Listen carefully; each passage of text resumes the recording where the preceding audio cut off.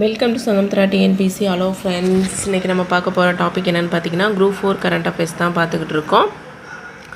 Last 6 மந்த்ஸில் important current affairs தான். Already 3 வீடியோஸில் போட்டாச்சு. 25 கொஸ்டின்ஸ், டோட்டலாக 65 கொஸ்டின்ஸ் பார்த்துட்டோம். பார்க்காதவங்க டிஸ்கிரிப்ஷனில் லிங்க் இருக்குது, போய் பார்த்துருங்க. இந்த வீடியோவில் அடுத்த 35 கொஸ்டின்ஸ் பார்க்க போகிறோம். டோட்டலாக 100 கொஸ்டின்ஸும் பிடிஎஃப் வேணும்னு கேட்டிருந்தீங்க.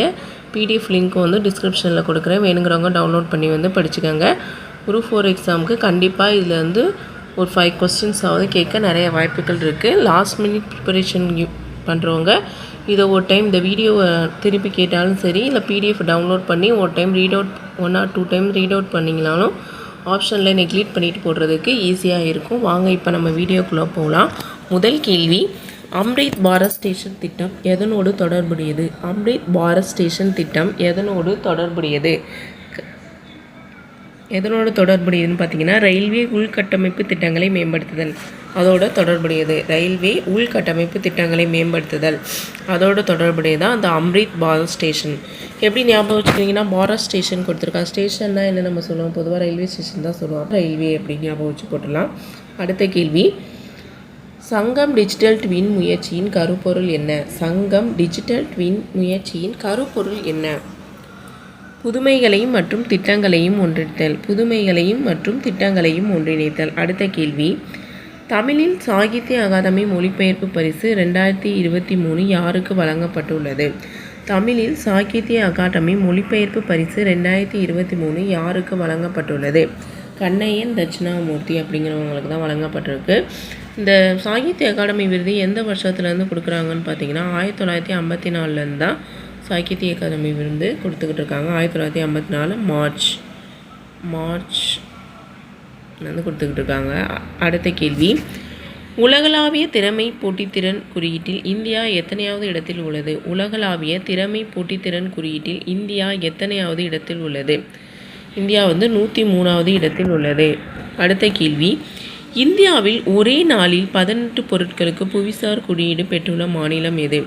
இந்தியாவில் ஒரே நாளில் 18 பொருட்களுக்கு புவிசார் குறியீடு பெற்றுள்ள மாநிலம் எது? எந்த மாநிலம் பார்த்தீங்கன்னா உத்தரகாண்ட். அடுத்த கேள்வி, 2024ஆம் ஆண்டு திறன் அறிக்கையின்படி பணிபுரிய அதிக விரும்பப்படும் மாநிலம் எது? 2024ஆம் ஆண்டு திறன் அறிக்கையின்படி பணிபுரிய அதிக விருப்பப்படும் மாநிலம் எது அப்படின்னு பார்த்தீங்கன்னா கேரளா. கேரளாவில் தான் மக்கள் அதிகமாக வேலை செய்கிறதுக்கு விரும்புகிறாங்க அப்படின்னு சொல்கிறாங்க. அடுத்த கேள்வி, இந்தியாவின் முதல் செயற்கை நுண்ணறிவு நகரம் எது? இந்தியாவின் முதல் செயற்கை நுண்ணறிவு நகரம் எது? லக்னோ, உத்தரப்பிரதேசம். அடுத்த கேள்வி, 2023ஆம் ஆண்டிற்கான இந்திரா காந்தி அமைதி பரிசு யாருக்கு வழங்கப்பட்டுள்ளது? 2023ஆம் ஆண்டிற்கான இந்திரா காந்தி அமைதி பரிசு யாருக்கு வழங்கப்பட்டுள்ளது? டேனியல் பாரன்போயிம் மற்றும் அலி அபு அவாத். டேனியல் பாரன்போயிம் மற்றும் அலி அபு அவாத். அடுத்த கேள்வி, உலகின் மிக உயரமான எவரெஸ்ட் சிகரத்தை அதிக முறை ஏறி சாதனை படைத்தவர் யார்? உலகின் மிக உயரமான எவரெஸ்ட் சிகரத்தை அதிக முறை ஏறி சாதனை படைத்தவர் யார்?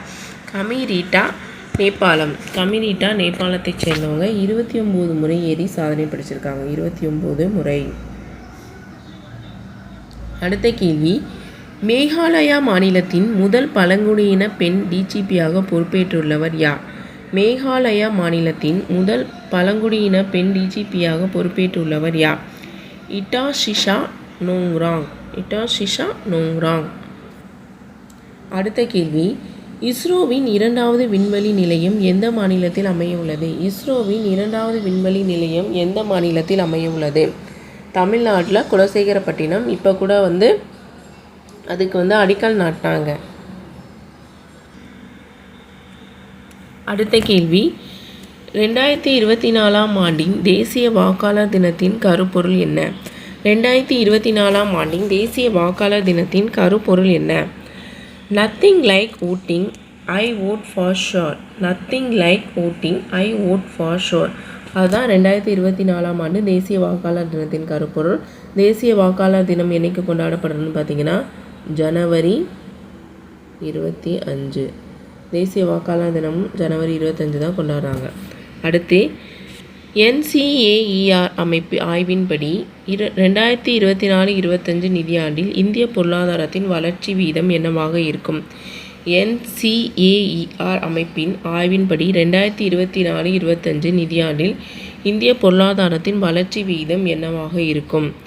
பார்த்தீங்கன்னா 7%. வளர்ச்சி வீதம் வந்து 7% இருக்கும். அடுத்த கேள்வி, சமீபத்தில் விவசாய வயல்களுக்கு டிஜிட்டல் முறையில் நீர் விநியோக முறையினை அறிமுகப்படுத்திய மாநிலம் எது? சமீபத்தில் விவசாய வயல்களுக்கு டிஜிட்டல் முறையில் நீர் விநியோக முறையை அறிமுகப்படுத்திய மாநிலம் எது? ராஜஸ்தான். அடுத்த கேள்வி, அண்மையில் புவிசார் குறியீடு பெற்றுள்ள சிவப்பு எறும்பு சட்னி சார்ந்த மாநிலம் எது? அண்மையில் புவிசார் குறியீடு பெற்றுள்ள சிவப்பு எறும்பு சட்னி சார்ந்த மாநிலம் எது? ஒடிசா. அடுத்த கேள்வி, பிரதம மந்திரி சூரியோதயா யோஜனாவுடன் தொடர்புடையது எது? பிரதம மந்திரி சூரியோதயா யோஜனாவுடன் தொடர்புடையது எது? மேற்கூரையில் சூரிய ஆற்றல் மற்றும் உற்பத்தி தகடுகளை நிறுவுதல். மேற்கூரையில் சூரிய ஆற்றல் உற்பத்தி தகடுகளை நிறுவுதல். சூரியோதயா அப்படின்னா சூரிய ஆற்றல் தகடுகளை வந்து நிறுவனம் அப்படின்னு சொல்லி ஞாபகம் வச்சுக்கோங்க. அடுத்த கேள்வி, ஹமாரா சம்விதான் ஹமாரா சம்மான் என்ற இயக்கத்துடன் தொடர்புடைய அமைச்சகம் எது? அமாரா சம்விதான் அமாரா சம்மன் என்ற இயக்கத்துடன் தொடர்புடைய அமைச்சகம் எது? சட்டம் மற்றும் நீதித்துறை அமைச்சகம்.